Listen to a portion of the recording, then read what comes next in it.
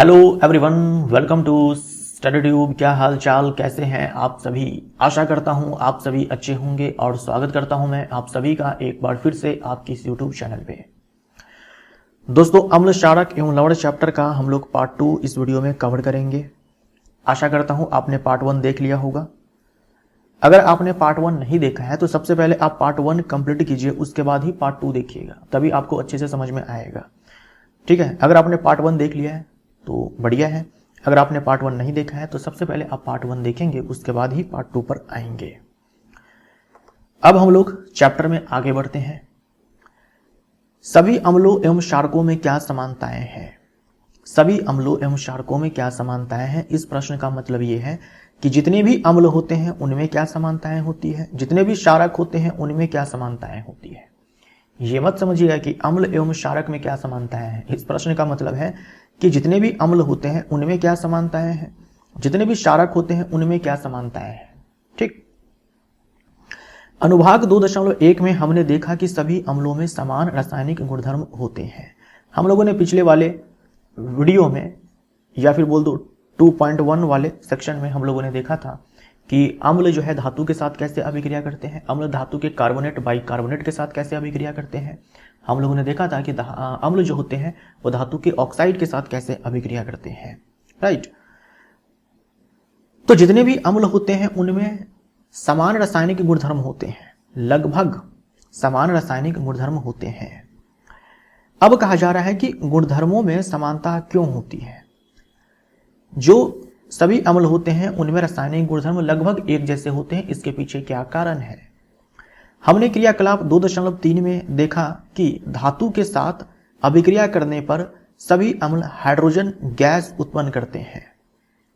सभी अम्ल जो है धातु के साथ अभिक्रिया करने पर हाइड्रोजन गैस उत्पन्न करते हैं। तो इससे हमें यह पता चलता है कि सभी अम्लों में हाइड्रोजन होता है। भाई, अगर हाइड्रोजन गैस अगर रिलीज हो रही है, इसका मतलब क्या हुआ, अम्ल के पास क्या है, हाइड्रोजन है, तभी तो हाइड्रोजन गैस रिलीज होगी। अब धातु के पास तो हाइड्रोजन है नहीं, तो हाइड्रोजन भाई आया कहां से, क्योंकि अम्ल के पास हाइड्रोजन होगा, इसीलिए। तो धातु के साथ जब अम्ल अभिक्रिया करता है तो हाइड्रोजन गैस उत्पन्न होता है। सारे अम्लों के केस में ये चीज होता है, कुछ एक्सेप्शंस मिल सकते हैं, हम लोग देखेंगे बाद में। ठीक है, जैसे आप में से किसी ने प्रश्न पूछा था नाइट्रिक एसिड को लेकर के, HNO3 को लेकर के, तो हम लोग धातु अधातु चैप्टर में देखेंगे धातु की अभिक्रिया इस वाले अम्ल के साथ। ठीक है, तो याद रखिएगा केमिस्ट्री के अंदर अपवाद के गुंजाइश जो है बहुत ज्यादा होती है, बहुत सारे आपको एक्सेप्शंस जो है मिलने को देखने को मिल सकते हैं। राइट। तो यहां पर कहा जा रहा है कि सारे ही अम्ल जो है धातु के साथ अभिक्रिया करके हाइड्रोजन गैस उत्पन्न करते हैं, लेकिन यहां भी कुछ एक्सेप्शंस हो सकते हैं जहां पर हाइड्रोजन गैस आपको देखने को ना मिले। तो जहां हमें पढ़ना होगा वहां हम लोग पढ़ लेंगे। ठीक, फिलहाल आपको यही मानकर चलना है कि सारे ही अम्ल जो होते हैं वो धातु के साथ अभिक्रिया करते हैं, सारे ही अम्ल जो है धातु के साथ अभिक्रिया करते हैं और हाइड्रोजन गैस उत्पन्न करते हैं। नाइट्रिक एसिड के केस में क्या होता है ना कि जो हाइड्रोजन गैस उत्सर्जित होती है वो तुरंत ऑक्सीडाइज जो है वो हो जाती है और जल का निर्माण होता है। तो वहां पर हाइड्रोजन गैस रिलीज होती है, लेकिन तुरंत के तुरंत वो ऑक्सीडाइज होकर के जल में बदल जाता है। तो वहां पर हमें जल देखने को मिलता है, हाइड्रोजन गैस देखने को नहीं मिलता है, लेकिन रिलीज होती है। ठीक है, लेकिन वो वाटर में जो है कन्वर्ट हो जाती है। तो हम लोग वहां पर हाइड्रोजन गैस नहीं बोलते हैं, नाइट्रिक एसिड केस में बोलते हैं कि जल का निर्माण हुआ है, धातु लवण के साथ जल का निर्माण हुआ है। ठीक है, तो हाइड्रोजन गैस रिलीज हो रही है, इसका मतलब क्या हुआ, हाइड्रोजन गैस बन रही है, इसका मतलब क्या हुआ कि अम्ल में हाइड्रोजन है, सारे ही अम्ल में हाइड्रोजन है। भाई, सारे अम्ल जो है धातु के साथ अभिक्रिया करते हैं, हाइड्रोजन गैस उत्पन्न करते हैं, मतलब सारे ही अम्ल में क्या है, हाइड्रोजन है। आइए एक क्रियाकलाप के माध्यम से हम जांच करें कि क्या हाइड्रोजन युक्त सभी यौगिक अम्लीय होते हैं। देखो, सारे अम्ल में हाइड्रोजन होते हैं, लेकिन क्या हाइड्रोजन वाले सारे के सारे यौगिक अम्ल होते हैं? बिल्कुल गलत है, ऐसा नहीं होता है। अब जैसे मान लो कि मीथेन ही है, भाई इसमें भी तो हाइड्रोजन है, क्या ये अम्ल है? नहीं, ये अम्ल नहीं है। तो यहां पर देखो कुछ एग्जांपल्स जो है आपको दिए गए हैं। ग्लूकोज होता है C6H12O6, इसमें हाइड्रोजन है, क्या ये अम्ल है? नहीं, ये अम्ल नहीं है। हम अल्कोहल की बात करते हैं C3CH2OH, है ना, इसी को हम लोग ऐसे लिखते हैं C2H5OH लिखते हैं। यहां भी देखो हाइड्रोजन है, क्या ये अम्ल है? नहीं।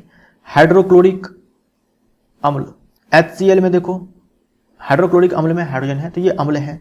सल्फ्यूरिक अम्ल है, इसमें भी हाइड्रोजन है H2SO4, ये अम्ल है। नाइट्रिक एसिड देख लो, यहां पर हाइड्रोजन है, ये अम्ल है। तो सारे अम्ल में हाइड्रोजन होंगे, लेकिन सारे हाइड्रोजन वाले यौगिक अम्ल होंगे, ये कहना गलत हो जाएगा। ठीक, तो आपको क्या करना है कि इन सारे का विलयन लेना है, इन सारे का विलयन लेना है। ग्लूकोज है, अल्कोहल है, हाइड्रोक्लोरिक एसिड है, सल्फ्यूरिक एसिड है, इन सारे का सॉल्यूशन लेना है। एक कॉर्क पर 2 कीले लगाकर कॉर्क को 100 मिलीलीटर के बीकर में रख दीजिए। चित्र 2.3 के अनुसार कीलो को 6 वोल्ट की बैटरी के दोनों टर्मिनलों के साथ एक बल्ब तथा स्विच के माध्यम से जोड़ दीजिए। ये एक बीकर है, इस बीकर में क्या है? विलयन है। भाई विलयन आपको बारी बारी से जो है लेना है। विलयन आपको ग्लूकोज का लेना है पहले, फिर अल्कोहल का लेना है, फिर हाइड्रोक्लोरिक एसिड का लेना है, फिर सल्फ्यूरिक एसिड का लेना है। ऐसे आपको बारी बारी से विलयन लेकर के पूरा ये सेटअप रेडी करना है। यहाँ पर 2 कील जो है कॉर्क में डाल करके इसको बीकर में विलयन में डाल दिया गया है और यहाँ से जो है वायर से कनेक्ट कर दिया गया है 6 वोल्ट की बैटरी से, और यहाँ पर एक बल्ब भी लगा दिया गया है ताकि बल्ब जलता है या न जलता है वो देख सके। अब बीकर में थोड़ा तनु HCl डालकर विद्युत धारा प्रवाहित कीजिए। इस क्रिया को तनु सल्फ्यूरिक अम्ल के साथ दोहराइए। आपने क्या प्रेक्षण किया? इन प्रेक्षणों को ग्लूकोज अल्कोहल के विलयन के साथ अलग अलग दोहराएं।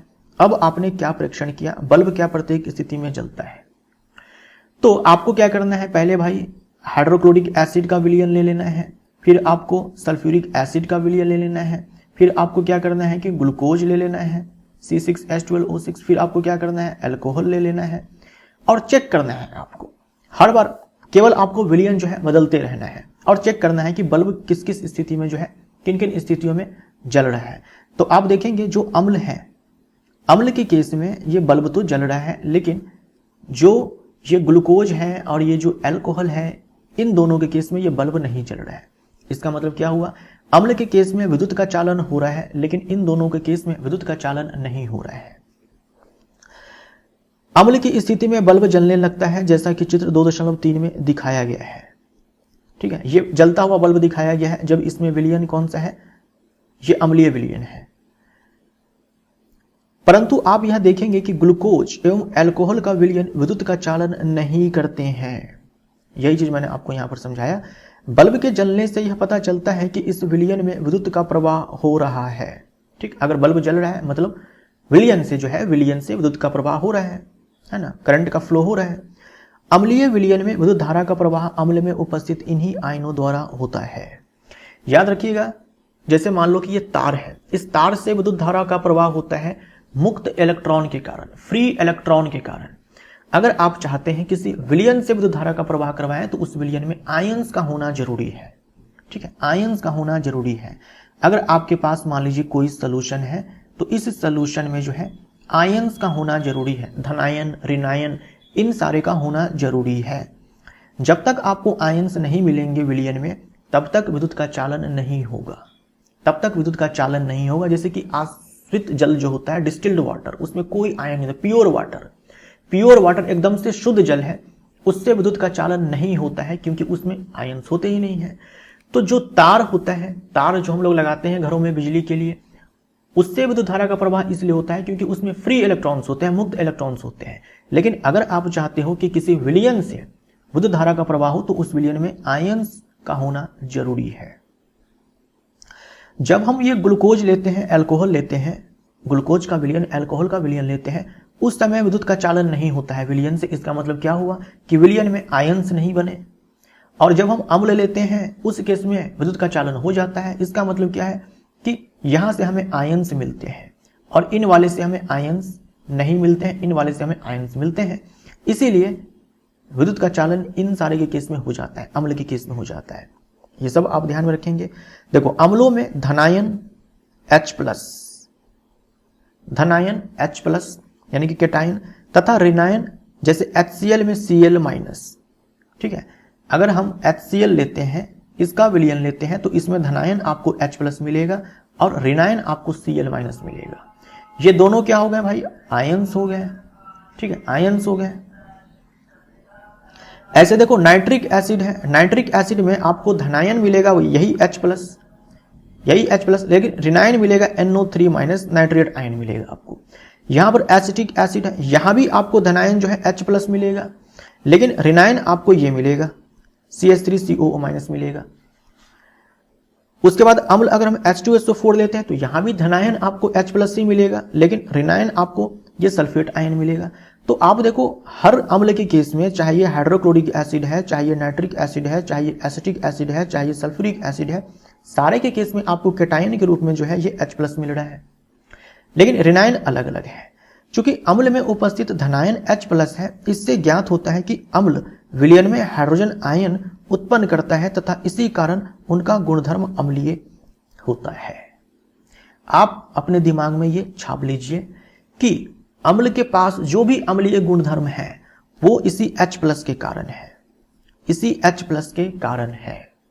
अम्ल के पास जो भी अम्लीय गुणधर्म है, या फिर अम्ल अपना गुणधर्म दिखाएगा, अम्ल अपना अम्लीय गुणधर्म दिखाएगा जब वो H+ देगा, अदरवाइज नहीं दिखा पाएगा।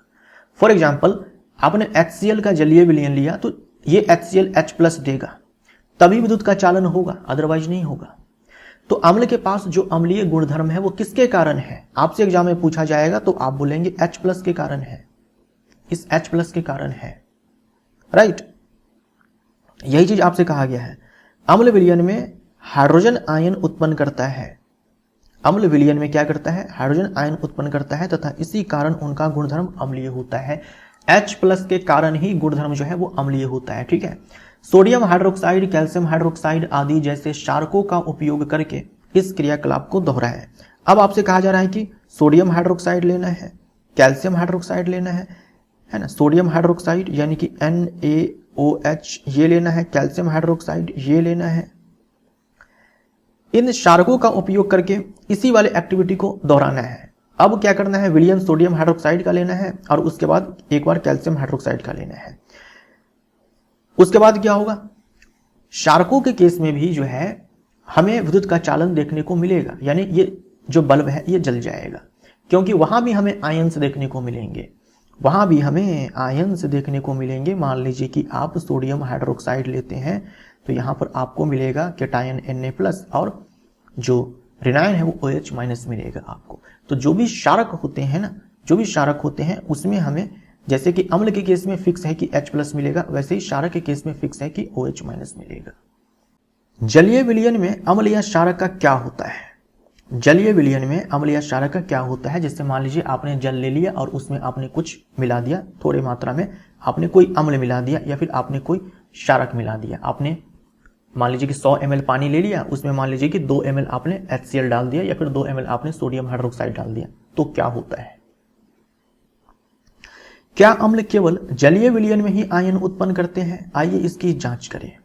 जैसे हाइड्रोक्लोरिक एसिड है, राइट, जब हम इसको जल में डालते हैं तो ये टूट जाता है H+Cl- में। तो आपसे प्रश्न पूछा जा रहा है, क्या जो अम्ल है केवल जलीय विलयन में ही ये आयन उत्पन्न करते हैं, ये पूछा जा रहा है। तो आइए इसकी जांच करें। एक स्वच्छ एवं शुष्क परख नली में लगभग 1 ग्राम ठोस सोडियम क्लोराइड लीजिए तथा चित्र 2.4 के अनुसार उपकरण व्यवस्थित कीजिए। 1 ग्राम आपको ठोस, घर में जो नमक खाते हैं वो आपको लेना है, और परख नली जो है एकदम से शुष्क होनी चाहिए, है ना, ड्राई और क्लीन होनी चाहिए, बिल्कुल भी उसमें मॉइस्चर नहीं होनी चाहिए। परख नली में कुछ मात्रा में सांद्र सल्फ्यूरिक अम्ल डालिए। आपने 1 ग्राम ठोस डाल रखा है किसका, सोडियम क्लोराइड का। उसमें आप क्या करेंगे, सांद्र सल्फ्यूरिक अम्ल डालेंगे। सांद्र लिखा हुआ है, देख लो यहाँ पर तनु नहीं लिखा हुआ है, सांद्र लिखा हुआ है। सांद्र मतलब पानी नहीं है उसमें, सांद्र मतलब पानी नहीं है। तनु होता तो पानी उसमें ज्यादा होता, सांद्र है मतलब पानी नहीं है, केवल और केवल सल्फ्यूरिक एसिड है, आप ऐसे समझो। डाल देना है। आपने क्या परीक्षण किया, क्या निकास नली से कोई गैस बाहर आ रही है, क्या निकास नली से कोई गैस बाहर आ रही है। उसके बाद इस प्रकार उत्सर्जित गैस की सूखे तथा नम लिटमस पत्र द्वारा जांच कीजिए। कौन सा लिटमस पेपर है? नीले लिटमस पत्र। आपको याद होगा BAR।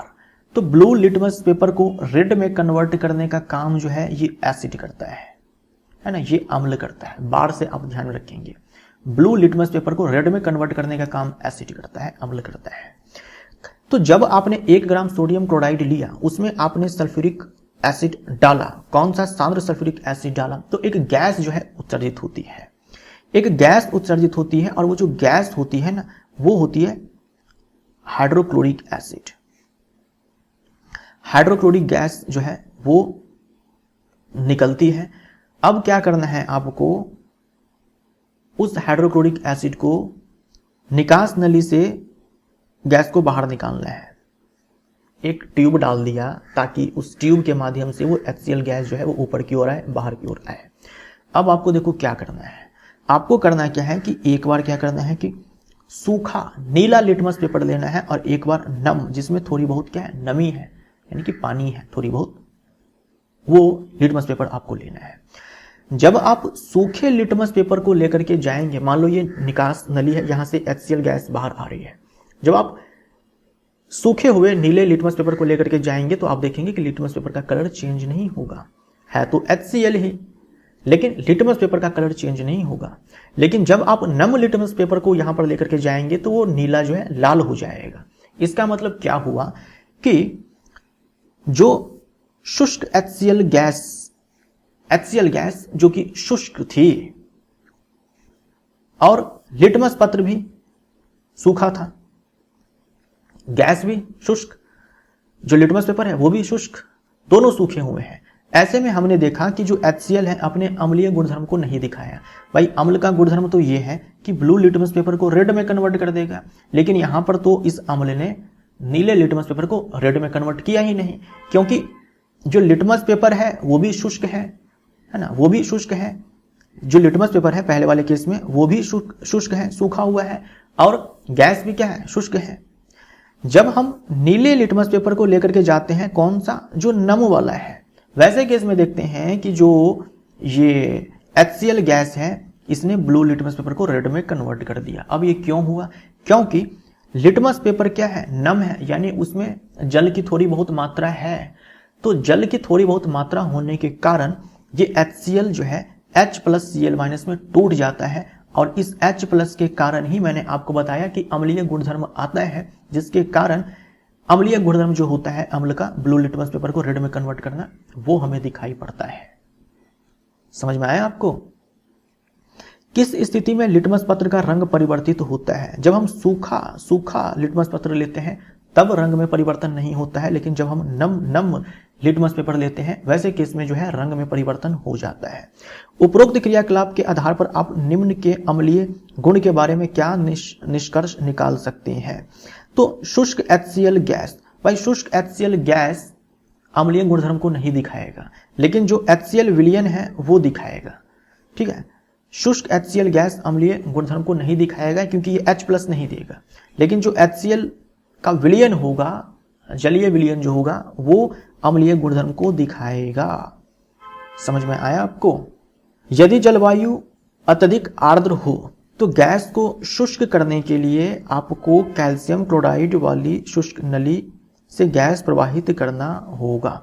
कहा जा रहा है, मान लीजिए कि जलवायु आर्द्र है, उसमें नमी है ना, यानी कि वाटर है वेपर के रूप में। वैसे केस में हम क्या चाहेंगे? भाई हमको तो शुष्क गैस चाहिए ना, शुष्क गैस चाहिए ताकि हम चेक कर सकें कि अम्लीय गुणधर्म ये दिखा रहा है नहीं दिखा रहा है। ऐसे केस में क्या करेंगे? कैल्शियम क्लोराइड लेंगे। कैल्शियम क्लोराइड का काम क्या है? वाटर वेपर को एब्जॉर्ब कर लेना। तो जो भी हम ये निकास नली ले रहे हैं ना, निकास नली ले रहे हैं, शुष्क गैस को शुष्क करने के लिए आपको कैल्शियम क्लोराइड वाली शुष्क नली से गैस प्रवाहित करना होगा। ये देख लो, कैल्शियम क्लोराइड वाला रक्षक नली, यहां से जो है गैस को पास कराना पड़ेगा, ताकि अगर कुछ नमी वगैरह है उसमें तो ये जल वाष्प अगर है तो उसको ये कैल्शियम क्लोराइड जो है एब्जॉर्ब कर ले और पूरा वातावरण जो है शुष्क हो जाए। इस प्रयोग से यह स्पष्ट होता है कि जल की उपस्थिति में HCl हाइड्रोजन आयन उत्पन्न होते हैं। जल की अनुपस्थिति में HCl अणुओं से H+ आयन पृथक नहीं हो सकते हैं। समझ में आया आपको? अम्ल जो है अपना अम्लीय गुणधर्म दिखाता है इस H+ के कारण, पहला पॉइंट।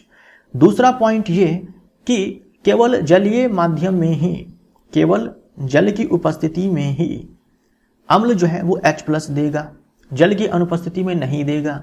जब जब अम्ल H+ देगा तब ही उसके अम्लीय गुणधर्म को देखा जाएगा, वैसे नहीं देखा जाएगा। हम लोगों ने अभी एक्सपेरिमेंट में देख भी लिया, एक बार हम लोगों ने सूखा लिटमस पेपर लिया और एक बार नम लिटमस पेपर लिया। तो यहां पर देखो, जब अम्ल को डाला गया जल में तो ये टूट गया। ये मान लीजिए कि अम्ल है, इसको जल में डाला जाएगा तो ये टूट जाएगा H+Cl- में। लेकिन ये जो H+ है, ये जो H+ है ये स्वतंत्र रूप में नहीं रह सकते हैं। मान लो कि अनस्टेबल है, अस्थायी है, इसको H+ के फॉर्म में रहना पसंद नहीं है, तो ये क्या करता है, जल में तो जल के बहुत सारे अणु हैं, उसके साथ ये कंबाइन करके H3O+ बना लेते हैं। ठीक है, तो अगर मान लो कहीं पर H3O+ लिखा हो, या फिर ऐसा भी हो सकता है लिखा हो H+ दे करके ब्रैकेट में AQ एक्वस, इन दोनों का मतलब सेम है, इन दोनों का मतलब सेम है। H+ एक्वस लिखा हुआ है, इसका मतलब H3O+ की बात की जा रही है। तो इसे तो हम लोग बोलेंगे hydrogen ion, aqueous hydrogen ion, और इसे बोलेंगे हाइड्रोनियम आयन H3O+ को। तो हाइड्रोजन आयन स्वतंत्र रूप में नहीं रह सकते, लेकिन ये जल के अणुओं के साथ मिलकर रह सकते हैं। अकेले ऐसे रहना इसको पसंद नहीं है, लेकिन जल के अणुओं के साथ मिलकर रहना इसको पसंद है। तो इसीलिए हाइड्रोजन आयन जो है हमेशा H+ एक्वस लिखना यहां पर जरूरी है, या हाइड्रोनियम आयन आप लिख दो, या तो ये लिख दो या फिर ये लिख दो, बात एक ही, ऐसे दर्शाना चाहिए। ठीक, तो H+ जो है जल के अणु के साथ मिलकर के हाइड्रोनियम आयन बनाता है। हमने देखा कि अम्ल जल में हाइड्रोनियम आयन या फिर H+ एक्वस आयन प्रदान करता है। आइए देखें कि किसी क्षारक को जल में घोलने पर क्या होता है। अम्ल के बारे में तो हम लोगों ने देख लिया, अब हम क्षारक के बारे में देखते हैं कि क्या होता है। तो सोडियम हाइड्रोक्साइड को जब हम जल में घोलते हैं तो देखो यहां से Na+ मिलता है और OH- मिलता है। पोटेशियम हाइड्रोक्साइड को जब हम जल में डालते हैं तो यहां पर हमें पोटेशियम आयन मिलता है और हाइड्रोक्साइड आयन मिलता है। जब हम मैग्नीशियम हाइड्रोक्साइड को जल में घोलते हैं तो हालांकि ये घुलनशील तो नहीं है, लेकिन फिर भी ये मैग्नीशियम आयन और हाइड्रोक्साइड आयन में टूटेगा। क्षारक जल में जो है हाइड्रोक्साइड आयन उत्पन्न करते हैं। जल में घुलनशील क्षारक को क्या बोलते हैं, क्षार बोलते हैं। क्षारक को हम लोग अंग्रेजी में बेस बोलते हैं और क्षार को हम लोग अंग्रेजी में अल्कली बोलते हैं। तो जो क्षारक जल में घुल जाए, जैसे सोडियम हाइड्रोक्साइड, पोटेशियम हाइड्रोक्साइड जल में अच्छे से घुल जाते हैं, तो आप इसको क्षार बोल सकते हो। मैग्नीशियम हाइड्रोक्साइड जल में नहीं घुलता है, ठीक है, तो हम मैग्नीशियम हाइड्रोक्साइड को केवल क्षारक बोलते हैं, क्षार नहीं बोलते हैं।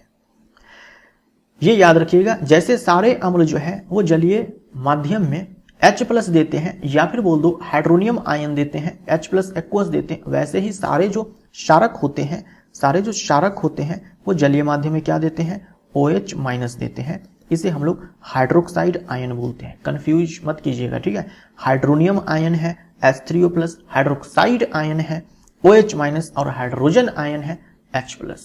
सभी क्षारक जल में घुलनशील नहीं होते हैं, सभी क्षारक जल में घुलनशील नहीं होते हैं। जो क्षारक जल में घुलनशील होते हैं उसे हम लोग क्षार कहते हैं।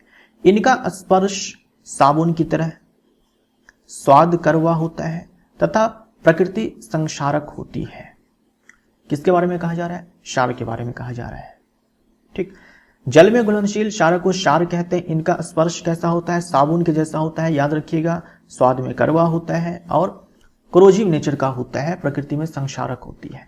इन्हें कभी भी छूना या चखना नहीं चाहिए क्योंकि ये हानिकारक होते हैं, ठीक है, क्योंकि ये हानिकारक होते हैं। सारणी 2.1 में कौन से क्षारक क्षार है, ये मैंने आपको पार्ट 1 में ही बता दिया था, ठीक है, पार्ट 1 में ही मैंने आपको बता दिया था, जहां मैंने आपसे कहा था कि सोडियम हाइड्रोक्साइड जो है ये क्षारक क्षार है, पोटेशियम हाइड्रोक्साइड क्षारक क्षार है। मैंने आपसे कहा था कैल्शियम हाइड्रोक्साइड के बारे में हो सकता है कुछ किताब में लिखा हो कि ये केवल क्षारक है, क्षार नहीं है। जल में ये घुलनशील है लेकिन उतना घुलनशील नहीं है, ठीक है, तो इसको आप क्षार की तरह मान भी सकते हो या केवल क्षारक मानो आप। मैग्नीशियम हाइड्रोक्साइड के बारे में मैंने आपसे कहा था कि ये केवल क्षारक है, क्षार नहीं बोलते हैं क्योंकि ये बहुत ही कम घुलनशील है, नहीं के बराबर घुलनशील है। राइट, अब तक हम जान चुके हैं कि सभी अम्ल H+ एक्वस तथा सभी क्षारक OH- एक्वस उत्पन्न करते हैं। अतः अब हम उदासीनीकरण अभिक्रिया को निम्नलिखित रूप में व्यक्त कर सकते हैं। अम्ल और क्षारक आपस में अभिक्रिया करते हैं, लवण और जल बनाते हैं। राइट, तो जितने भी अम्ल होते हैं उसमें तो हाइड्रोजन होता है, फिक्स है, और एक दूसरा घटक है, कंपोनेंट है, तो X मान लिया मैंने, है ना, मैंने X मान लिया। ये X कुछ भी हो सकता है, जैसे मान लीजिए कि हाइड्रोक्लोरिक एसिड है, हाइड्रोक्लोरिक एसिड है तो X जो है वो Cl- हो जाएगा। अगर मान लीजिए कि नाइट्रिक एसिड है तो NO3- हो जाएगा। तो ये X बदलता रहेगा, लेकिन H तो होना ही है भाई अम्ल में। ऐसे ही जो क्षारक होते हैं उसमें आपको क्या मिलेगा, OH मिलेगा। OH तो मिलेगा ही मिलेगा। ये M जो है बदल सकता है, जैसे मान लीजिए कि सोडियम हाइड्रोक्साइड है तो M जो है यहाँ पर सोडियम हो जाएगा, पोटेशियम हाइड्रोक्साइड है तो जो M है वो पोटेशियम हो जाएगा। ठीक, लेकिन सारे में क्या मिलेगा आपको, OH मिलेगा। अब देखो ये जो X है ये यहाँ पर कैटायन हो जाएगा, ये रिनायन हो जाएगा, ये कैटायन हो जाएगा, ये रिनायन हो जाएगा। अब ये एनायन, रिनायन और ये कैटायन आपस में कंबाइन करेंगे। ठीक, ये कैटायन और ये रिनायन आपस में कंबाइन करेंगे।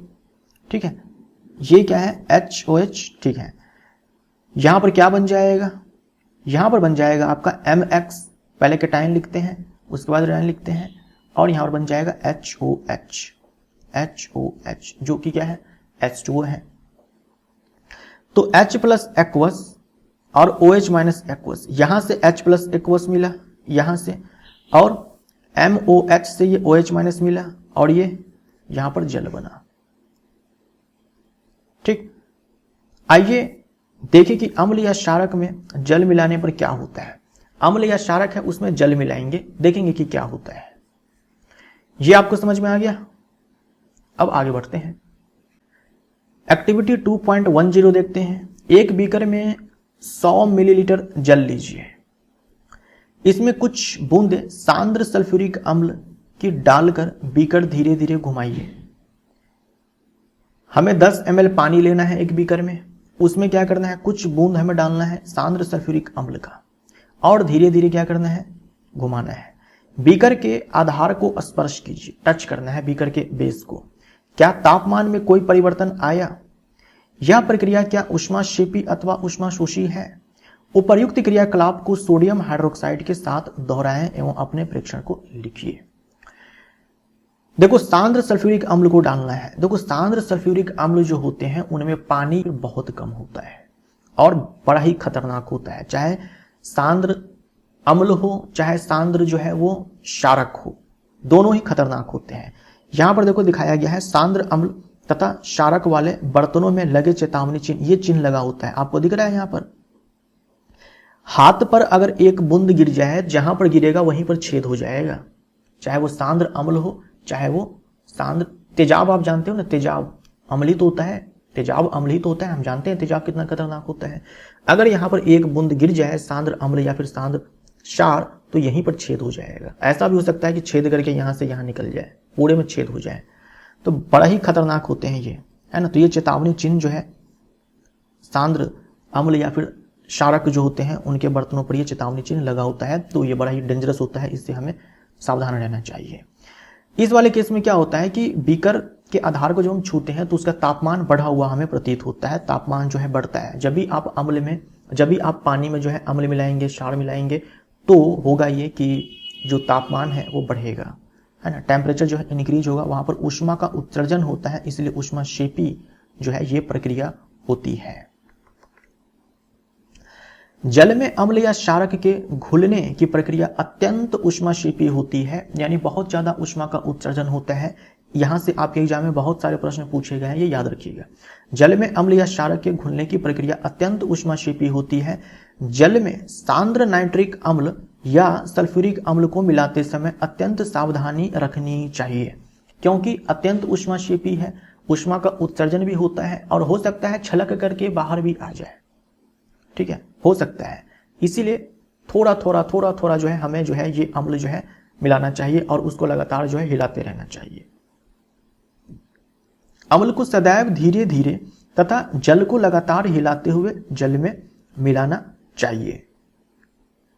ठीक है, अम्ल को सदैव धीरे धीरे थोड़ा थोड़ा करके मिलाना है और जल को लगातार हिलाते हुए मिलाना है, क्योंकि ये खतरनाक है, डेंजरस है। सांद्र अम्ल में जल मिलाने पर उत्पन्न हुई ऊष्मा के कारण मिश्रण अस्फलित होकर बाहर आ सकता है, छलक करके बाहर आ सकता है। ठीक है, आपने देखा होगा कोल्ड ड्रिंक्स की बोतलें जो हम खोलते हैं उसमें थोड़ा हम नमक डालते हैं तो वो छलक करके जो बाहर आता है, कुछ वैसा ही आप मान सकते हो कि जब आप उसमें जल में आप अम्ल डालेंगे तो ऊष्मा का उत्सर्जन होगा, या हो सकता है कि वो छलक करके जो बाहर भी आ जाए, तो सावधानी रखना है, आप जल सकते हैं। साथ ही अत्यधिक स्थानीय ताप के कारण प्रयोग में उपयोग किया जा रहा कांच का पात्र भी टूट सकता है। अगर कांच का बर्तन है, अगर वो उस लायक नहीं है कि भाई जल में अम्ल मिलाने की प्रक्रिया को झेल सके, तो टेम्परेचर हाई होने के कारण ऐसा हो भी सकता है कि वो कांच ही टूट जाए। तो ये सावधानी जो है बरतनी होती है, सावधानी ये बरतनी होती है कि जल में आप अम्ल मिला रहे हो। कभी भी अम्ल में तो जल मिलाना नहीं चाहिए, अम्ल में जल नहीं मिलाएंगे, हमेशा हम जल में अम्ल मिलाते हैं। हमारे पास जल ज़्यादा होता है, अम्ल हम थोड़ा थोड़ा डालते हैं। मान लीजिए आपके पास अम्ल है, अम्ल तो ज़्यादा होगा, थोड़ा सा पानी डालेंगे तो वो बहुत ही ज़्यादा खतरनाक हो जाएगा। कभी भी ये काम नहीं करना होता है। जल में अम्ल मिलाते हैं हम लोग, तो ऊष्मा का उत्सर्जन होता है। ठीक है, हो सकता है छलक के बाहर आ जाए, इसलिए हमें सावधानी बरतनी क्या है कि थोड़ा थोड़ा अमाउंट में हम लोग मिलाएंगे और लगातार जल को हिलाते रहेंगे। कांच का पात्र भी टूट सकता है, तो इन सारे बातों का जो है अच्छे से ध्यान में रखा जाता है। सांद्र सल्फ्यूरिक अम्ल के डिब्बा, कैन तथा सोडियम हाइड्रोक्साइड के बोतल पर चेतावनी के चिन्ह 2.5 में प्रदर्शित पर ध्यान दीजिए, है ना, ये देख रहे हो, इसी की बात की जा रही है। यहाँ कोई पदार्थ है, इस पर देखो ये गिर रहा है, चाहे वो सांद्र अम्ल हो चाहे सांद्र क्षारक हो। देख रहे हो यहाँ से कट गया, ये दिखा रहा है कि छेद हो जाएगा उसमें, डेंजरस होता है काफी। जल में अम्ल या क्षारक मिलाने पर आयन की सांद्रता में प्रति इकाई आयतन में कमी हो जाती है। इस प्रक्रिया को तनुकरण कहते हैं, अंग्रेजी में इसे डाइल्यूशन कहते हैं, है ना, डाइल्यूशन कहते हैं। एवं अम्ल या क्षारक तनुकृत होते हैं। जब आपने क्या किया, आपने जल में अम्ल को मिलाया तो बेसिकली आपने क्या कर दिया, आपने प्रति इकाई आयतन में जो अगर अम्ल है तो H3O+ हाइड्रोनियम आयन की कमी हो जाएगी, और अगर मान लीजिए कि क्षारक है तो प्रति इकाई आयतन में हाइड्रोक्साइड आयन की कमी हो जाएगी। कहने का मतलब ये हुआ कि पहले आपने जल में अम्ल को नहीं मिलाया था। मान लीजिए कि HCl है, तो हमें मालूम है कि H+ आयन हमें मिलेगा। जब इसमें जल कम था, उस समय अगर आप 1 ml लेते तब आपको H+ की कुछ संख्या आपको मिलती। अब आपने इसको जल में मिला दिया, अब जो आप 1 ml सोल्यूशन लेंगे तो उसमें H+ आयन की संख्या पहले से कम हो जाएगी ना, क्योंकि आपने ओवरऑल वॉल्यूम बढ़ा दिया, आपने पूरे आयतन को बढ़ा दिया, तो उसके 1 ml में जो है आपको H+ जो है अब पहले की तुलना में कम मिलेगी। तो हम बोलेंगे कि अब जो अम्ल है थोड़ा कमजोर हो गया, तो अम्ल को कमजोर करने के लिए ही तनुकृत किया जाता है, डाइल्यूट किया जाता है, जल में मिलाया जाता है। समझ में आया? और सेम कॉन्सेप्ट आप क्षारक के लिए लगा सकते हो, लेकिन वहां पर हम लोग हाइड्रोक्साइड आयन की संख्या की बात करते हैं। अब जो है आपसे प्रश्न पूछा जाता है, यहां पर HCl है, हाइड्रोक्लोरिक एसिड है, नाइट्रिक एसिड है आदि जलीय विलयन में अम्लीय अभिलक्षण क्यों प्रदर्शित करते हैं, जबकि अल्कोहल एवं ग्लूकोज जैसे यौगिक के विलयनों में अम्लता के अभिलक्षण नहीं प्रदर्शित होते हैं। बता ही चुका हूं कि ये सारे जो होते हैं वो जलीय विलयन में H+ देते हैं, और यही H+ जिम्मेवार है अम्ल के अम्लीय गुणधर्म के लिए। ये H+ नहीं देते हैं अल्कोहल या फिर ग्लूकोज, इसीलिए ये अम्लीय गुणधर्म को नहीं दिखाएंगे। अम्ल का जलीय विलयन क्यों विद्युत का चालन करता है, क्योंकि अम्ल जो है वो आयन्स देते हैं, है ना, जैसे कि H+ देंगे और जो भी अम्ल है उसके हिसाब से उसका जो है एनायन मिल जाएगा, रिनायन मिल जाएगा। अगर HCl है तो Cl- रिनायन हो जाएगा, अगर HNO3 है तो नाइट्रिक आयन हो जाएगा, NO3-। शुष्क हाइड्रोक्लोरिक गैस शुष्क लिटमस पत्र के रंग को क्यों नहीं बदलती? भाई शुष्क हाइड्रोक्लोरिक गैस है और लिटमस पत्र भी शुष्क है, दोनों के दोनों शुष्क है, कहीं भी जल नहीं है, तो ऐसे में ये जो शुष्क हाइड्रोक्लोरिक एसिड है ये H+ नहीं देगा। H+ नहीं देगा तो मैंने आपसे कहा अम्ल अगर H+ ही ना दे तो अम्लीय गुणधर्म को नहीं दिखाएगा, क्योंकि ये H+ ही जिम्मेवार होता है अम्ल के अम्लीय गुणधर्म के लिए। मान लीजिए अगर लिटमस पत्र अगर नम रहता, लिटमस पत्र को आप भिगा दो पानी में, ठीक है, वो नम है, वैसे केस में हाइड्रोक्लोरिक एसिड शुष्क भी है तो भी लिटमस पेपर का कलर चेंज हो जाएगा, क्योंकि लिटमस पेपर में तो पानी है, जैसे पानी के कांटेक्ट में ये शुष्क हाइड्रोक्लोरिक गैस आएगी वैसे ही वो H+ देगी और ये अम्ल के जैसा बिहेव, अम्लीय गुणधर्म देखने को मिलेगा। अम्ल को तनुकृत करते समय यह क्यों अनुशंसित करते हैं कि अम्ल को जल में मिलाना चाहिए, न कि जल को अम्ल में। तो मैंने आपसे कहा जब भी आप अम्ल में जल को मिलाएंगे तो अम्ल का अमाउंट जो है स्टार्टिंग में ज़्यादा रहेगा, थोड़ा सा आप अम्ल डालेंगे। हम जानते हैं कि ये जो प्रक्रिया है काफ़ी ऊष्माक्षेपी होती है, अत्यंत ऊष्माक्षेपी होती है, ऊष्मा का उत्सर्जन होगा, ठीक है, और ये खतरनाक होता है, छलक कर बाहर भी आ सकता है। तो जब आप अम्ल में जल को मिलाएंगे तो अम्ल का अमाउंट ज़्यादा होगा, वैसे में बहुत ज़्यादा ऊष्मा का उत्सर्जन होगा और जो अम्ल है वो छलक करके बाहर आ सकता है विलयन। इसीलिए हमें जल का अमाउंट ज़्यादा रखना है, क्योंकि ऊष्मा उत्सर्जित भी अगर वहां पर मान लीजिए कि होती है तो जल जो है अच्छा ऊष्मा का अवशोषक होता है, तो ऊष्मा को अवशोषित भी जल कर लेता है। जल है ज़्यादा अमाउंट में, आपने थोड़ा सा अम्ल डाला, ऊष्मा का उत्सर्जन हुआ तो जल जो है उस ऊष्मा को जो उत्सर्जित होगी ऊष्मा उसको अवशोषित भी कर लेगा। ये चीज़ उल्टा करेंगे तो नहीं होगा ना, अम्ल आपके पास भरपूर मात्रा में है, उसमें आप जल डालेंगे, ऊष्मा का उत्सर्जन होगा तो और भी ज़्यादा जो है वो पूरा विलयन छलकने लगेगा और भी ज़्यादा ऊष्मा का उत्सर्जन होगा। तो इसीलिए कहा जाता है कि भाई हमें जल में अम्ल को मिलाना चाहिए, ना कि अम्ल को जल में मिलाना चाहिए। अम्ल के विलयन को तनुकृत करते समय हाइड्रोनियम आयन की सांद्रता कैसे प्रभावित हो सकती है? जब आप तनुकृत करेंगे मतलब आपने क्या किया, अम्ल को जल में डाल दिया या फिर क्षारक को जल में डाल दिया। अम्ल को अगर आप जल में डालते हो तो क्या होगा, अम्ल को अगर आप डालते हो तो जो हाइड्रोनियम आयन है, हाइड्रोनियम आयन का कंसंट्रेशन डिक्रीज कर जाएगा, है ना, H3O+। देखो कंसंट्रेशन के लिए हम लोग क्या करते हैं ना, ऐसे ब्रैकेट बनाते हैं, ऐसे क्लोज्ड ब्रैकेट डालते हैं, तो इससे आप समझ जाना कि ये कंसंट्रेशन है, सांद्रता है H3O+।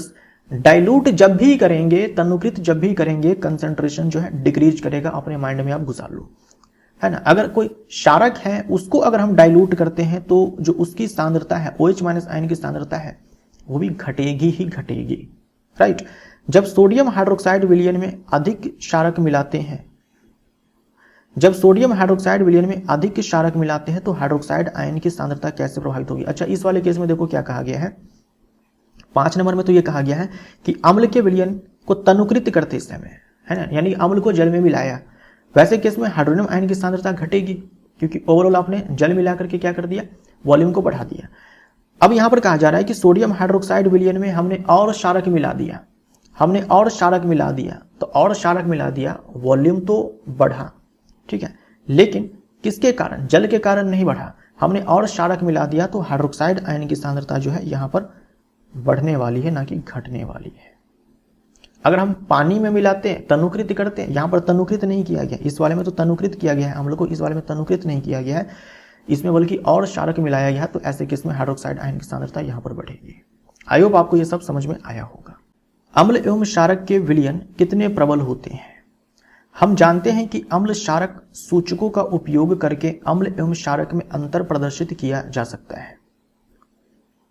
हम जानते हैं कि अम्ल क्षारक सूचकों का उपयोग करके अम्ल एवं क्षारक में अंतर प्रदर्शित किया जा सकता है, चाहे लिटमस पेपर हो, है ना, चाहे मिथाइल ऑरेंज हो, फेनोल्फ्थलीन हो, आपने देखा हल्दी, लौंग का तेल, ये सब अम्ल क्षारक सूचक जो होते हैं, इनसे हम ये पता कर सकते हैं कि भाई कौन अम्ल है कौन क्षार है ना, कौन अम्ल है कौन क्षारक है।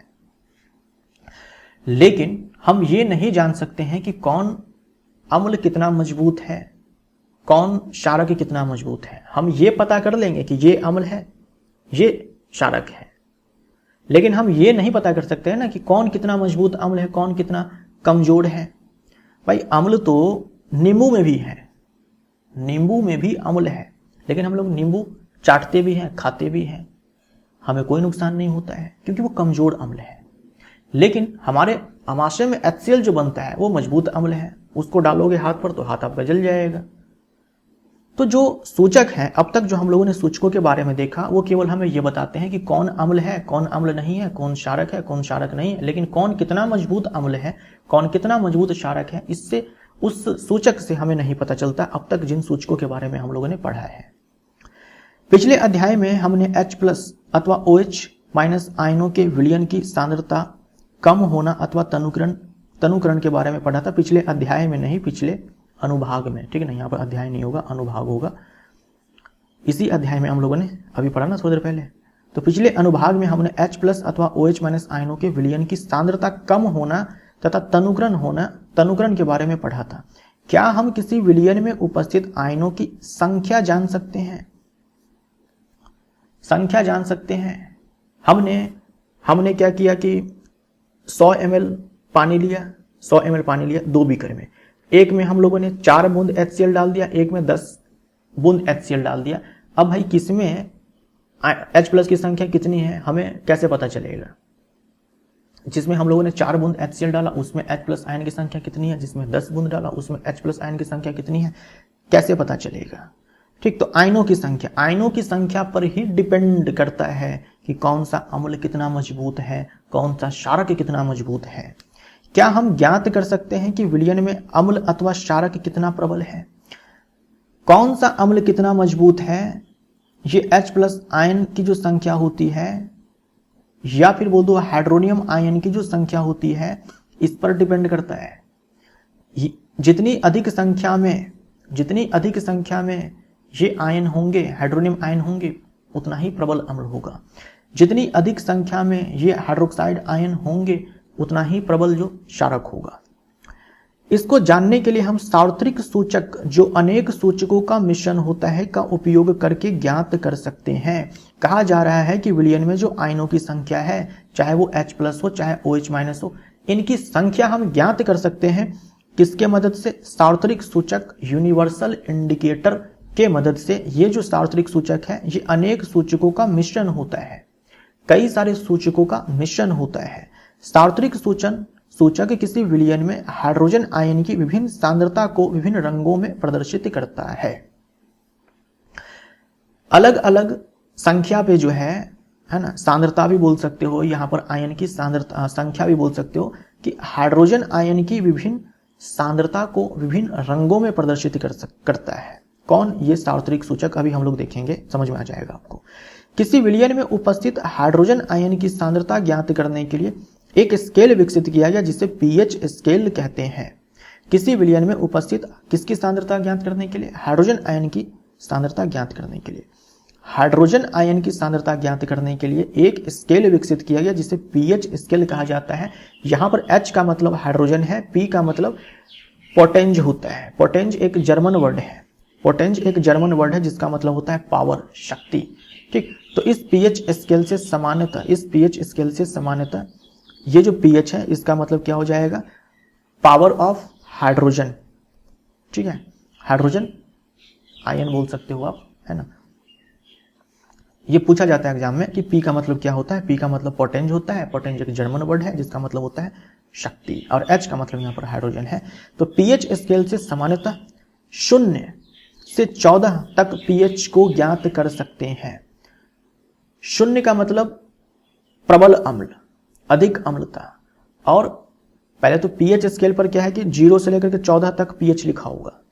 0 का मतलब क्या हो गया? pH 0 का मतलब अम्लीय गुणधर्म बहुत ही हाई है, अधिक अम्लता, और 14 है का मतलब अधिक क्षारीय है, राइट। साधारण भाषा pH को एक ऐसी संख्या के रूप में देखना चाहिए जो किसी विलयन की अम्लता अथवा क्षारीयता को दर्शाते हैं।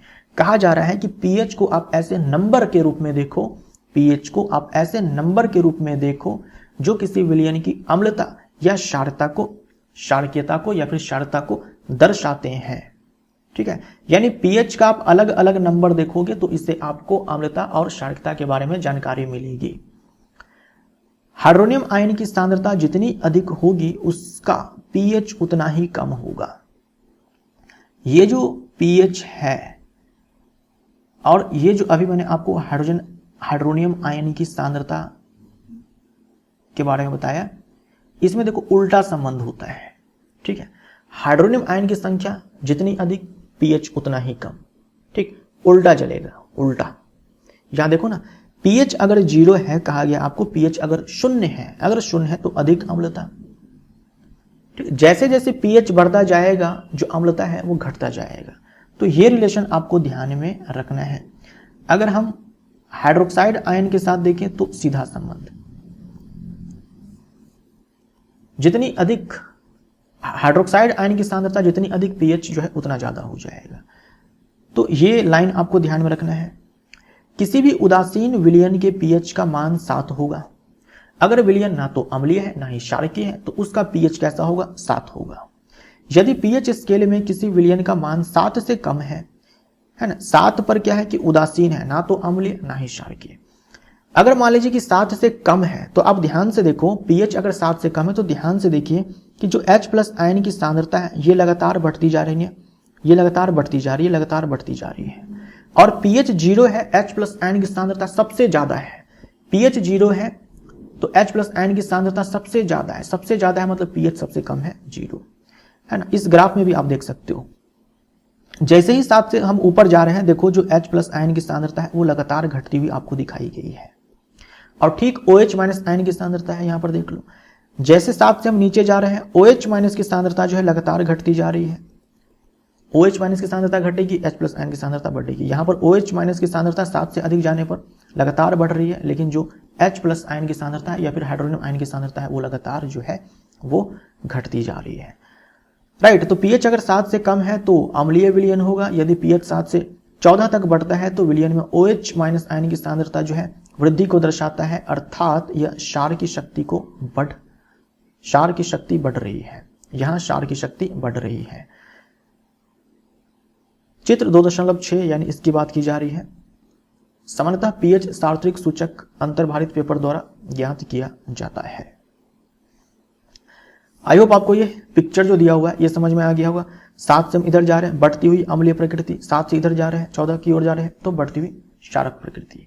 राइट, अब यहां पर कलर देख लो आप, ऊपर में ये जो है ये पीएच लिखा हुआ है, pH 0, pH 1, pH 2, pH 3, pH 4, pH 5, pH 6, pH 7। ठीक, अगर आपको pH पता है, अगर आपको pH पता है तो आप यहां से जो है H+ आयन का जो कंसंट्रेशन है या फिर बोल दो जो नंबर है, फॉर्मूला आपको पढ़ना नहीं है, लॉग के फॉर्म में होता है, लेकिन आप बस ये याद रखो कि H+ आयन की जो संख्या है ये ज्ञात किया जा सकता है, ये ज्ञात किया जा सकता है। अगर pH पता है तो H+ आयन की संख्या जो है ज्ञात किया जा सकता है, और H+ आयन की संख्या अगर ज्ञात हो जाती है तो OH- आयन की संख्या भी ज्ञात हो जाती है। अब मान लो कि कहा जा रहा है कि pH जो है वो 7 है।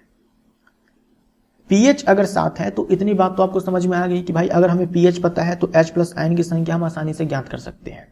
आपको नहीं पढ़ना है क्योंकि वो लॉग के फॉर्म में होता है, लॉग जो है आप लोगों को पढ़ना ही नहीं है। ये समझ में आया। और ये है सार्वत्रिक सूचक, यूनिवर्सल इंडिकेटर ये है। आपको कलर देखो यहां पर कैसे कैसे दिखाया गया है। अगर मान लीजिए कि जो pH है वो 7 के आसपास है, 7 के आसपास है ना, 6 से 8 के बीच में 7 के आसपास है, तो आपको जो है यूनिवर्सल इंडिकेटर में जो सार्वत्रिक सूचक है उसमें आपको कलर जो है ग्रीन दिखाया जाएगा। ठीक है, आपसे एग्जाम में पूछा जाता है कि अगर विलयन का pH जो है वो 7 है तो pH पेपर का कलर कैसा होगा, तो आपको बताना है कि हरा होगा। जैसे जैसे आप अम्ल की ओर जाएंगे लाल होता जाएगा। जितना कम pH देखेंगे उतना ही लाल आपको नजर आएगा, जितना ज्यादा pH देखेंगे उतना ही आपको नीला नजर आएगा। तो सोडियम हाइड्रोक्साइड का pH आपको याद रखना है कि लगभग जो है 14 होता है। सोडियम हाइड्रोक्साइड का pH जो है लगभग 14 होता है। तो pH अगर 14 है तो जो pH जो पेपर है बोल सकते हो कि उसका जो कलर है वो ग्रीन होगा। तो आपको कलर भी ध्यान में रखना है, आपको कलर भी ध्यान में रखना है। तो ये हरा है, हरा से पीला होगा, पीला से ऑरेंज होगा, ऑरेंज से रेड होगा। ठीक, येलो होगा, इधर आपका ग्रीन हो गया, इधर आपका ऑरेंज हो गया और इधर आपका रेड हो गया, इधर जो है आपका ब्लू हो गया। मिल्क ऑफ मैग्नीशिया का पीएच 10 होता है। ये सारे पीएच आपको कंठस्थ होने चाहिए। सोडियम हाइड्रोक्साइड का 14 होता है, मिल्क ऑफ मैग्नीशिया का पीएच 10 होता है। तो देखो 7 से दूर है, 7 से काफी दूर है, तो ब्लू कलर जो है आपको देखने को मिलेगा। 7 ब्लड का पीएच जो है 7.4 है ना, तो 6 से 7 के बीच में, या फिर 5 से जो है यहाँ पर 8-9 के बीच में भी बोल सकते हो कि हरा जो है आपको दिखेगा। उसके बाद आ जाओ नींबू रस, पीएच जो है 2.2 है, तो ये आपको ऑरेंज रेड की तरफ मिलेगा कलर।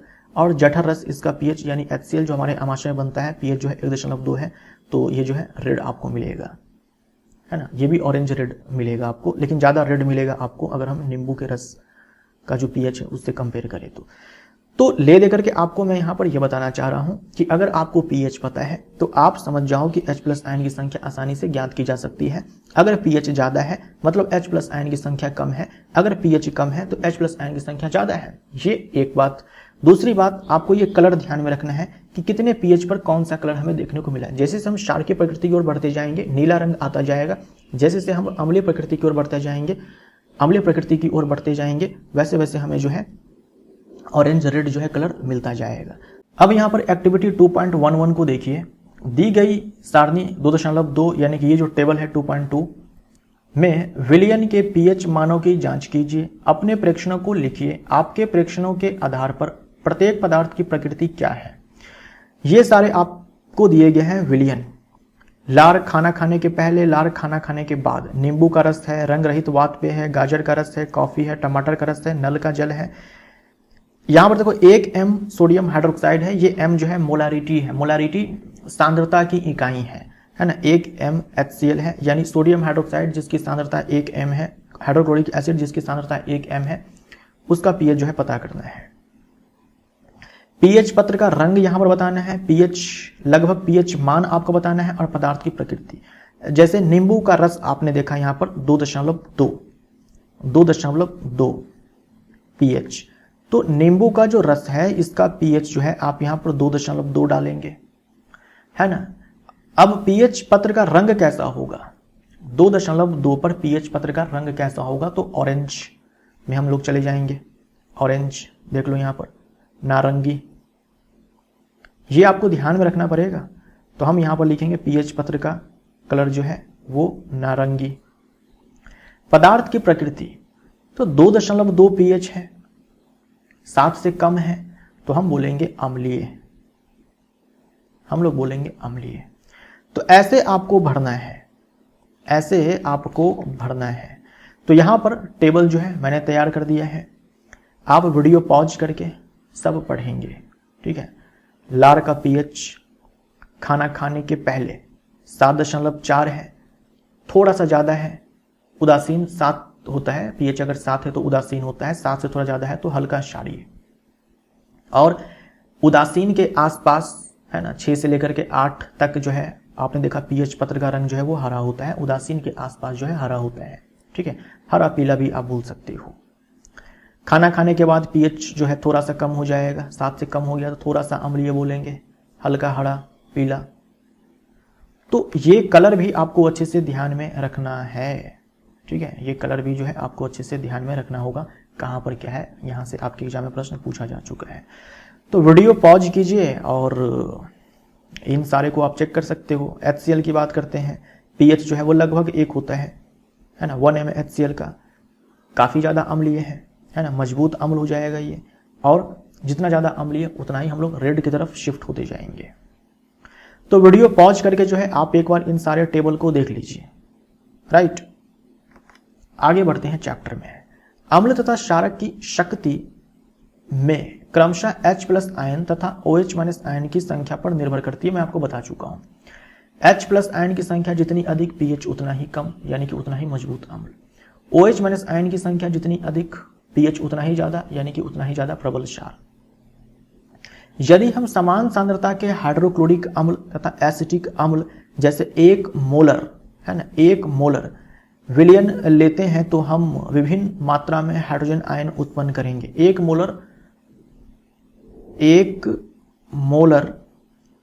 मोलर हम लोगों ने क्या ले लिया, हाइड्रोक्लोरिक एसिड ले लिया, और 1 मोलर हम लोगों ने क्या ले लिया, एसिटिक एसिड ले लिया, CH3COOH ले लिया।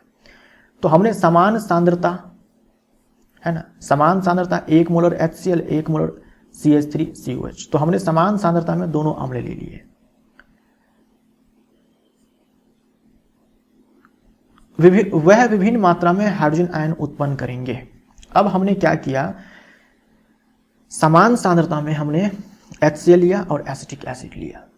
अब हम इसमें हम लोग क्या करेंगे, इसको हम लोग जल में डालेंगे।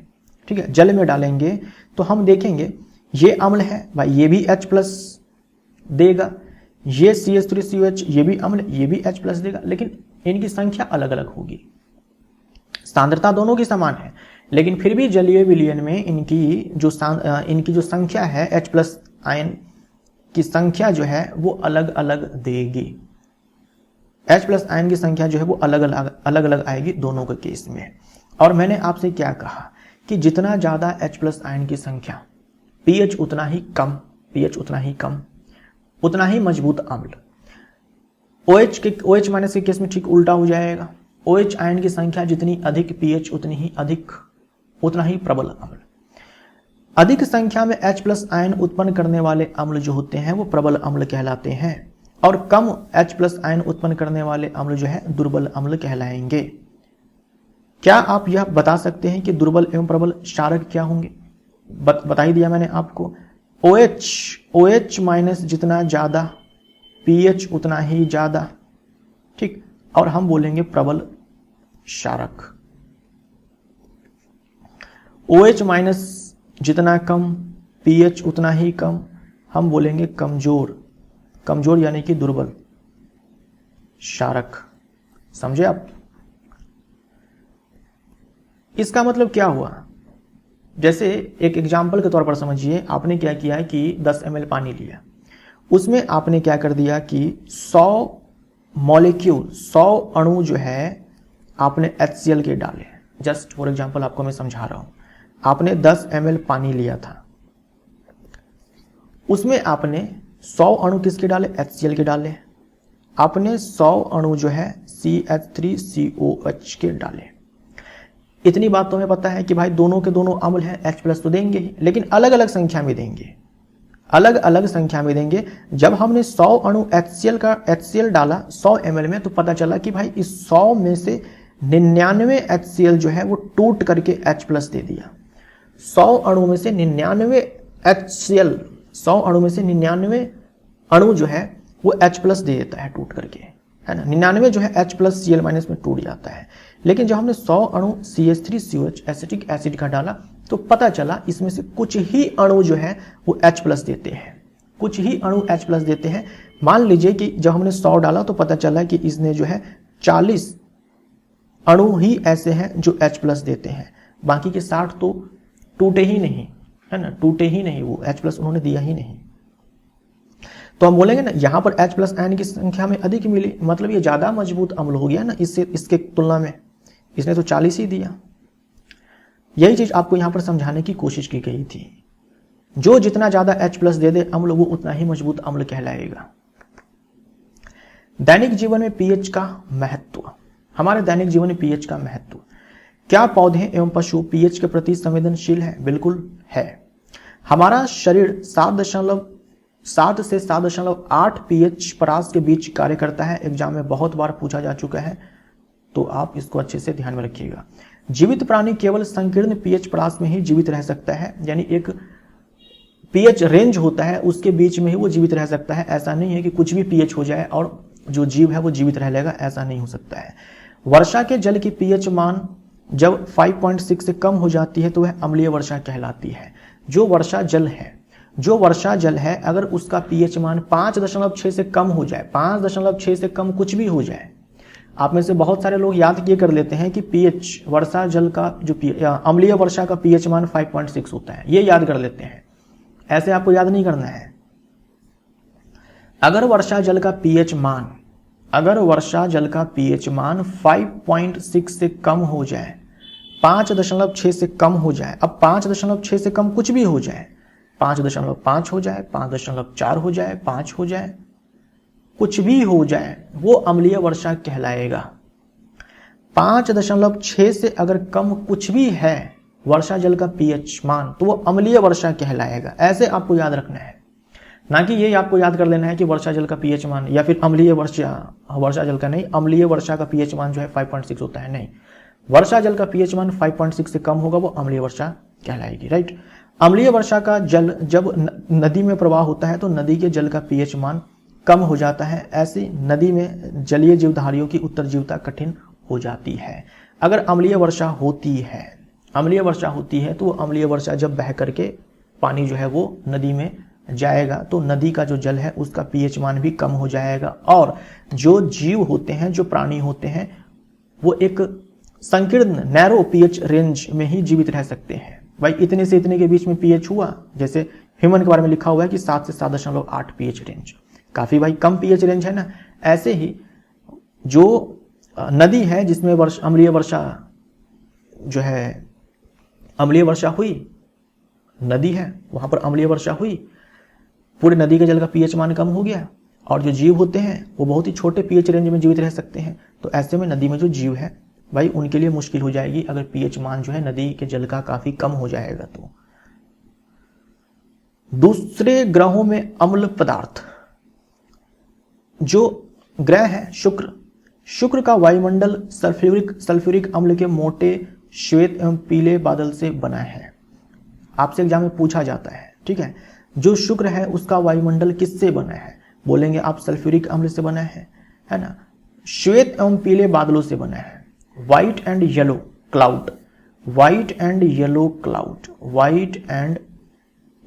क्लाउड होता है किसका?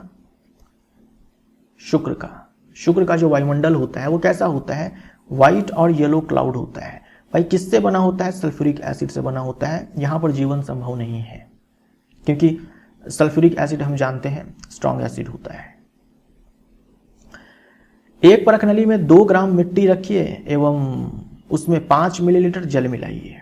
एक टेस्ट ट्यूब लेना है, इसमें 2 ग्राम मिट्टी लेना है और 5 ml जल लेना है और क्या करना है? अच्छे से हिलाइए, यानी विलयन आपको बनाना है। फिर उसको छान लीजिए, आपको छान लेना है। तो जो फिल्ट्रेट आपको मिलेगा छानने के बाद, जो फिल्ट्रेट मिलेगा, निस्यंद मिलेगा, उसको इकट्ठा कीजिए और सार्वत्रिक सूचक पत्र यानी वही पीएच पेपर की सहायता से इस निस्यंद के पीएच की जांच कीजिए। जब आप पीएच पेपर की मदद से पीएच जांचेंगे, पीएच पेपर के मदद से जब आप इस पीएच जांचेंगे तो वहां पर कलर आपको मिलेगा बेसिकली, ठीक है, कलर मिलेगा और कलर से जो है आपको पीएच पता चल जाएगा, है ना। हरा है, हल्का पीला है, लाल है, नीला है, इससे आपको पीएच पता चल जाएगा इस सार्वत्रिक सूचक पत्र से। अपने क्षेत्र में पौधों के उपयुक्त विकास के लिए आदर्श मिट्टी के पीएच के संबंध में आपने क्या निष्कर्ष निकाला? देखो, प्लांट को उगने के लिए ना तो ज्यादा पीएच चाहिए ना ही ज्यादा कम पीएच चाहिए। पीएच जो है वो 6.5 से 7.5 आप बोल सकते हो। 6.5 से 7.5 पीएच अगर होता है मिट्टी का तो ये प्लांट के लिए जो है सबसे उपयुक्त है प्लांट को ग्रो करने के लिए, राइट। अगर मान लो इससे कम हो जाता है या फिर इससे ज्यादा हो जाता है तो वैसे केस में प्लांट को नुकसान होगा। हमारे पाचन तंत्र का पीएच, यह अत्यंत रोचक है कि हमारा उदर हाइड्रोक्लोरिक अम्ल यानी कि हमारा आमाशय हाइड्रोक्लोरिक अम्ल HCl उत्पन्न करता है। यह उदर को हानि पहुंचाए बिना भोजन के पाचन में सहायक होता है। ये हाइड्रोक्लोरिक एसिड जो है स्ट्रॉन्ग एसिड है, हमारे आमाशय की भित्ति को जला सकता है, लेकिन इससे बचाने के लिए म्यूकस भी सिक्रीट होता है हमारे आमाशय में। अपच की स्थिति में उदर का मतलब आमाशय आपको लेना है, अत्यधिक मात्रा में अम्ल उत्पन्न करता है जिसके कारण उदर में दर्द एवं जलन का अनुभव होता है। अपच की स्थिति में, है ना, जब खाना अच्छे से नहीं पचता है वैसे केस में जो है ज्यादा अम्ल उत्पन्न करता है, खाना को पचाने के लिए, है ना, ज्यादा अम्ल उत्पन्न करता है और इससे दर्द एवं जलन का अनुभव होता है। इस दर्द से मुक्त होने के लिए एंटासिड दिया जाता है। एंटासिड जैसे शार्कों का उपयोग किया जाता है। इस अध्याय के आरंभ में ऐसे ही एक उपचार आपने अवश्य सुझाया होगा, तो वहां पर चर्चा आया था ना बेकिंग सोडा का। बेकिंग सोडा, तो बेकिंग सोडा का इस्तेमाल एंटासिड के रूप में किया जाता है पेट की अम्लता को कम करने के लिए। यह एंटासिड अम्ल की अधिक मात्रा को उदासीन करता है। ज़्यादा जो अम्ल बन गया है उसको न्यूट्रलाइज करके उसकी मात्रा को कम कर दिया जाएगा एंटासिड की मदद से। एंटासिड एंड प्लस एसिड है, यानी कि एसिड के अगेंस्ट में काम करने वाला पदार्थ। इसके लिए मैग्नीशियम हाइड्रोक्साइड, जिसे हम लोग मिल्क ऑफ मैग्नीशिया भी बोलते हैं, मैग्नीशियम हाइड्रोक्साइड को हम लोग मिल्क ऑफ मैग्नीशिया भी बोलते हैं, इसका उपयोग भी जो है एंटासिड के रूप में किया जाता है। दुर्बल क्षारक है ये, है ना। बेकिंग सोडा दुर्बल क्षारक है। ये बेकिंग सोडा बेसिकली सॉल्ट है, क्षारकीय प्रकृति का, ये अपने आप में दुर्बल क्षारक है। तो बेकिंग सोडा का इस्तेमाल किया जाता है एंटासिड बनाने में, मैग्नीशियम हाइड्रोक्साइड का इस्तेमाल किया जाता है एंटासिड बनाने में। ये याद रखिएगा, ये दो काफी है। बेकिंग सोडा और मैग्नीशियम हाइड्रोक्साइड का इस्तेमाल एंटासिड के रूप में होता है, पेट की अम्लता को कम करने में होता है। पीएच परिवर्तन के कारण दंत क्षय। मुंह के पीएच का मान 5.5 से कम होने पर दांतों का क्षय प्रारंभ हो जाता है। जब हमारे मुंह का पीएच मान 5.5 से कम हो जाता है तो दांतों का क्षय जो है वो प्रारंभ हो जाता है। दांतों का इनामिल इसकी बात की जा रही है। जो आप दांत देख रहे हैं उसका जो चमकता हुआ भाग आपको दिख रहा है वही एनामेल है। Calcium hydroxyapatite. Calcium hydroxyapatite क्या है? देखो, ये कैल्शियम और फास्फोरस का एक कंपाउंड है। कैल्शियम फॉस्फेट का क्रिस्टलीय रूप है। जो कैल्शियम फॉस्फेट होता है, जो कैल्शियम फॉस्फेट अपने आप में एक इनऑर्गेनिक यौगिक है, अकार्बनिक यौगिक है, इसी का क्रिस्टलीय रूप है कौन? Calcium hydroxy apatite.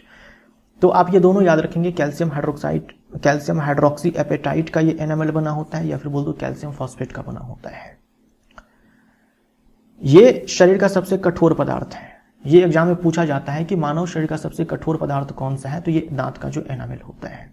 ये जल में घुलता नहीं है, ये एनामेल, या फिर बोल दो ये जो पदार्थ है जिससे ये एनामेल बना है, ये जल में नहीं घुलता है। लेकिन मुंह का पीएच जब 5.5 से कम हो जाता है तब ये संक्षारित होने लगता है। यानी जैसे लोहे पर जंग लगता है ना, कुछ वैसा मान लो आप, संक्षारित होने लगता है मुंह में उपस्थित। अब ये जो संक्षारित है या फिर मुंह का जो पीएच, ये जो संक्षारण है या फिर ये जो मुंह का पीएच है, ये 5.5 से कम क्यों हो जाता है? इसके लिए आपसे कहा जा रहा है कि मुंह में उपस्थित बैक्टीरिया भोजन के पश्चात मुंह में अवशिष्ट शर्करा एवं खाद्य पदार्थों का निम्नीकरण करके अम्ल उत्पन्न करते हैं। जो भोजन किसी कोने में, दांत के मुंह के किसी कोने में फंसा हुआ रह जाता है, उस पर ये बैक्टीरिया आकर के फीड करते हैं और उसको कन्वर्ट कर देते हैं, वहां पर वो अम्ल उत्पन्न करते हैं, जिसके कारण अम्ल अगर ज्यादा बनेगा तो मुंह का पीएच जो है धीरे धीरे कम हो जाएगा। अगर आप जो है टूथपेस्ट अगर आप नहीं करते हैं, ब्रश नहीं करते हैं, तो जो टूथपेस्ट होता है वो क्षारकीय प्रकृति का होता है, तो मुंह में जो ज्यादा अम्ल बन गया हुआ है अगर, तो उसको न्यूट्रलाइज करने का काम जो है वो टूथपेस्ट करता है। तो भोजन के बाद मुंह साफ करने से इससे बचाव किया जा सकता है। मुंह की सफाई के लिए क्षारकीय दंत मंजन का उपयोग करने से अम्ल की अधिक मात्रा को उदासीन किया जा सकता है। दंत मंजन करेंगे, क्षारकीय प्रकृति का होता है, अम्ल को जो है, ज्यादा अम्ल जो बन गया हुआ उसको उदासीन कर दिया जाएगा और मुंह का पीएच 5.5 से कम नहीं होने दिया जाएगा, जिसके परिणाम स्वरूप क्या होगा? दंत क्षय को रोका जा सकता है। तो आपके एग्जाम में यहां से बहुत प्रश्न पूछे गए हैं, ठीक। पशुओं एवं पौधों द्वारा उत्पन्न रसायनों से आत्मरक्षा। क्या कभी आपको मधुमक्खी ने डंक मारा है? आप में से बहुतों को हो सकता है डंक मारा भी होगा। मधुमक्खी का डंक एक अम्ल छोड़ता है, जिसके कारण दर्द एवं जलन का अनुभव होता है। जहां पर डंक मारेगा वहां पर दर्द एवं जलन का अनुभव होगा।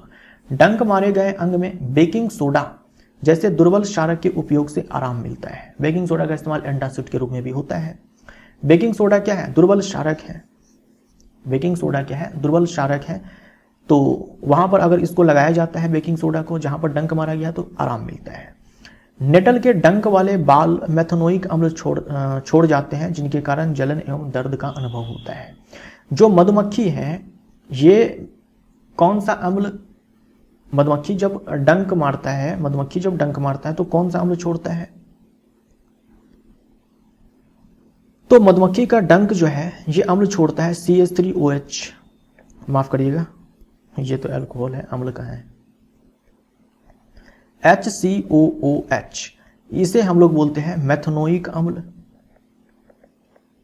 मेथनोइक एसिड जो आपको यहाँ पर लिखा हुआ दिखाया गया है, और इसी को हम लोग फॉर्मिक एसिड भी बोलते हैं। तो दोनों नाम आप याद रखिएगा, फॉर्मिक एसिड भी इसको बोलते हैं, मेथनोइक एसिड भी बोलते हैं। एक कार्बन वाला कार्बोक्सिलिक एसिड है ना, मेथनोइक एसिड या फिर फॉर्मिक एसिड।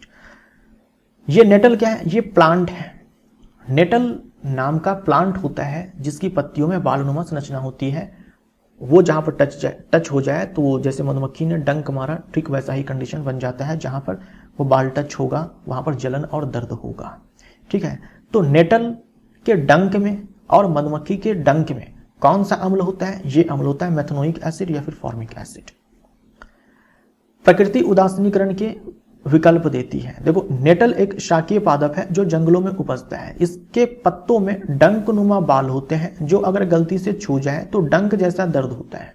डंक जैसा दर्द होगा, डंक जैसा जलन होगा। इन बालों में मेथनोइक अम्ल का स्राव होने के कारण यह दर्द होता है। मेथनोइक अम्ल को ही हम लोग क्या बोलते हैं, फॉर्मिक अम्ल बोलते हैं, जो मैंने अभी आपको पीछे बताया। ये फॉर्मूला होता है, अच्छे से याद रखिएगा इस फॉर्मूले को। पारंपरिक तौर पर इसका इलाज डंक वाले स्थान पर डॉक पौधे की पत्ती रगड़कर किया जाता है। ये पौधे अधिकतर नेटल के पास ही पैदा होते हैं। यानी इसका जो इलाज, जो डंक मारा, जलन हुआ, दर्द हुआ, इसका इलाज भी जहां पर ये पौधे उगते हैं उसी के पास इलाज वाले पौधे भी उगते हैं। तो डॉक प्लांट जो है, इसके डॉक प्लांट की जो पत्ती होती है वो क्षारकीय प्रकृति की होती है।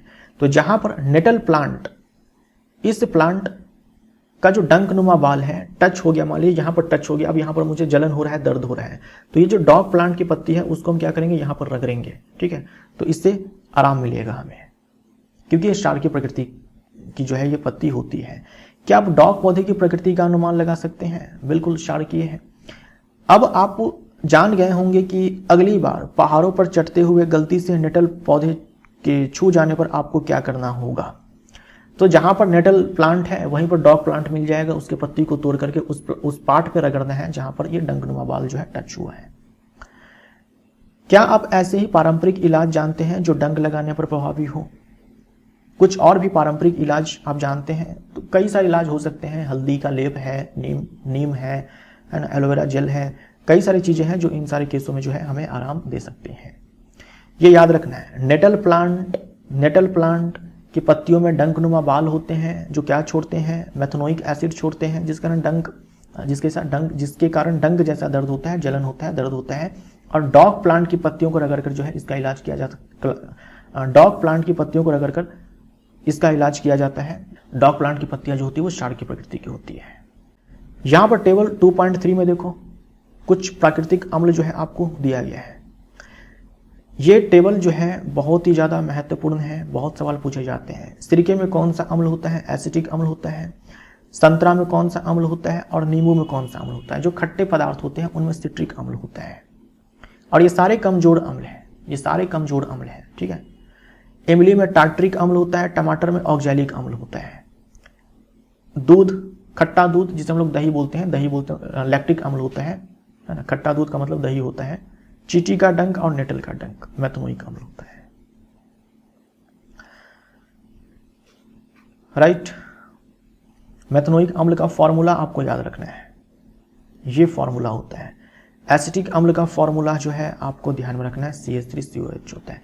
ये सारे के सारे जो अम्ल है ये कमजोर अम्ल है, ये सब के सब जो है कमजोर अम्ल है, वीक एसिड्स हैं। और ये सारे के सारे जो अम्ल हैं ये कार्बनिक अम्ल है ना। सारे के सारे जो है वीक एसिड्स हैं एंड ऑर्गेनिक एसिड्स हैं, कार्बनिक अम्ल है। अब आइए कुछ प्रश्नों को देखते हैं। आपके पास 2 विलयन A एवं B है। विलयन A के pH का मान 6 है एवं विलयन B के pH का मान 8 है। किस विलयन में हाइड्रोजन आयन की सांद्रता अधिक है? इनमें से कौन सा अम्लीय है तथा कौन सा क्षारकीय है? बहुत ही आसान है। विलयन A का pH मान 6 है, 7 से कम है तो ये अम्लीय हो जाएगा, ठीक। विलयन B का pH मान 8 है, 7 से ज्यादा है तो क्षारकीय हो जाएगा। भाई किसमें H+ आयन की संख्या जो है सांद्रता अधिक है, हाइड्रोजन आयन की सांद्रता अधिक है। तो मैंने आपको बता रखा है pH और H+ आयन की सांद्रता में उल्टा रिलेशन होता है।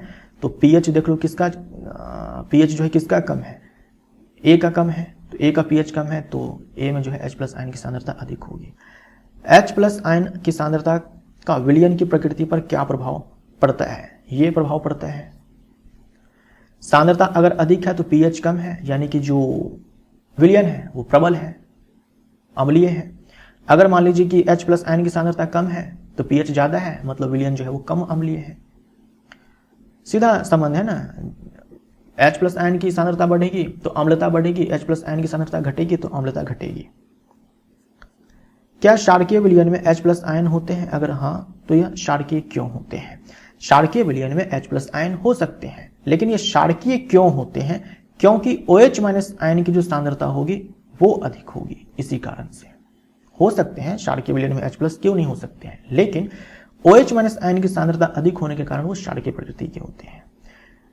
कोई किसान खेत में मृदा की किस परिस्थिति में बिना बुझा हुआ चूना, कोई किसान खेत की मृदा की किस परिस्थिति में बिना बुझा हुआ चूना यानी कि कली चूना, जिसे हम लोग कैल्शियम ऑक्साइड भी बोलते हैं, है ना, कैल्शियम ऑक्साइड, बुझा हुआ चूना यानी कि कैल्शियम हाइड्रोक्साइड या चॉक कैल्शियम कार्बोनेट का उपयोग करेगा। देखो ये सारे calcium oxide, calcium hydroxide, calcium carbonate, ये सारे जो होते हैं बेसिक नेचर के होते हैं। ये सारे कैसे होते हैं? बेसिक नेचर के होते हैं, क्षारकीय प्रकृति के होते हैं, क्षारकीय प्रकृति के होते हैं। तो क्षारकीय पदार्थ का इस्तेमाल कब किया जाएगा? डेफिनेटली जब मिट्टी का जो पीएच है वो कम हो गया होगा। जब मिट्टी का पीएच कम हो गया होगा वैसे ही केस में क्षारकीय पदार्थ का इस्तेमाल किया जाता है। तो चूने का इस्तेमाल यूजुअली किया जाता है अगर मिट्टी का पीएच जो है वो कम है। तो अगर मिट्टी मान लीजिए कि अम्लीय है, देखो प्लांट अच्छा ग्रो करेगा जब पीएच रेंज ये होगा 6.5 से 7.5 के बीच में। मान लीजिए कि 6.5 से कम हो जाएगा, वैसे केस में जो है इस पीएच रेंज में लाने के लिए उसमें कुछ ऐसे पदार्थ मिलाने पड़ेंगे जो क्षारकीय प्रकृति के होंगे। तो यूजुअली चूना मिलाया जाता है ना, यूजुअली चूना मिलाया जाता है। ये सारे भी मिलाए जा सकते हैं। तो दोस्तों यहाँ पर ये चैप्टर हमारा कंप्लीट होता है, ये पार्ट 2 हमारा कंप्लीट होता है। अब हम लोग मिलेंगे पार्ट 3 में और इस पूरे चैप्टर को फिनिश करेंगे। वीडियो अगर आपको अच्छा लगा हो तो वीडियो को लाइक जरूर कर दें। मिलते हैं अगले वीडियो में। Thank you so much.